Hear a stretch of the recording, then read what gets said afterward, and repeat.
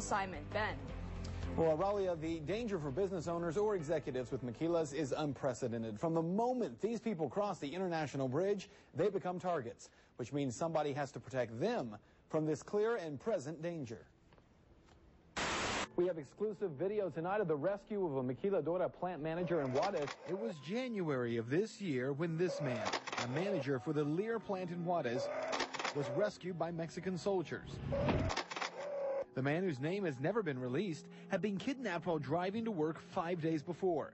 Kidnappers had asked for $2 million in ransom. And News Channel 9 is learning tonight about another attack on a maquiladora executive. Around the same time, another executive from a plant in Juarez comes under attack. This time, a woman working for the American company Delphi.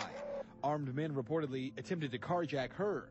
Delphi executives were tight-lipped about the incident, only saying that the woman, who was also not identified, managed to speed off and make it to the plant safely. Right now, you don't know who's who up there, and you don't know who's next. Private Investigator Jay J has made a living out of rescuing kidnapped victims.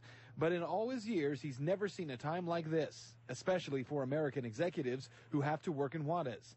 In fact, Arms says he recently warned a high-ranking maquila executive. Bill, you better watch your P's and Q's, because those guys, I mean, I'm out there every day, and they're after the plants. Well, he didn't pay attention to me, and they kidnapped one of his executives. Arms says after the kidnapping of one of their executives, Lear made the decision to have all their executives work from El Paso. But other maquilas still have their executives traveling back and forth to Juarez, and that's where Arms comes in. We have to have a special escort for the executives, see that they get to their post in Plantas in Mexico, and then we, at the time of that they have to go back to the U.S., they have a code to call us, and we have them escorted back to the U.S. Besides the security escort that Arms Company, the investigators, provides, he also equips executives with GPS tracking. They come to me and say, Mr. Arms, we want help. We want to be able to get to work safely and get back from work safely. This is the global tracking system. We can't show it to you at work because that would put some of his clients at risk. What Arms will tell us?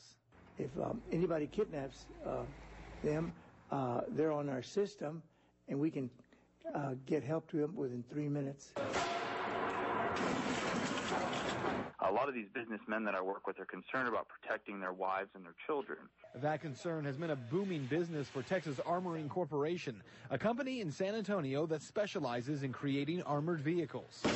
But we're not just talking about bulletproof glass and armored doors. We have a road tack dispensing system. If someone's chasing you or pursuing you, you flip a switch in your center console, road tacks will drop out and you'll puncture their tires. Not to mention smoke screens, electric door handles, and fortified crash bumpers.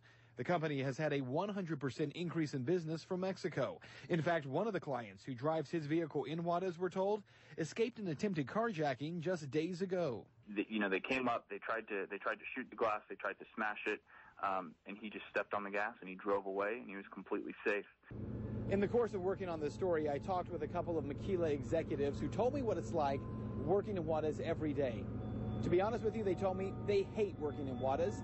They told me that every day they're worried about being kidnapped and not making it home to see their families. But they wouldn't talk to me on camera. Why? Because they say even with their faces covered and blacked out, even with their voices altered, it's just too risky. There's that much fear of this situation. A fear that means doing business in Juarez is anything but business as usual. This is a long-term solution until we have a closure in Juarez, which I doubt that we'll have a closure soon because, I mean, it's getting worse.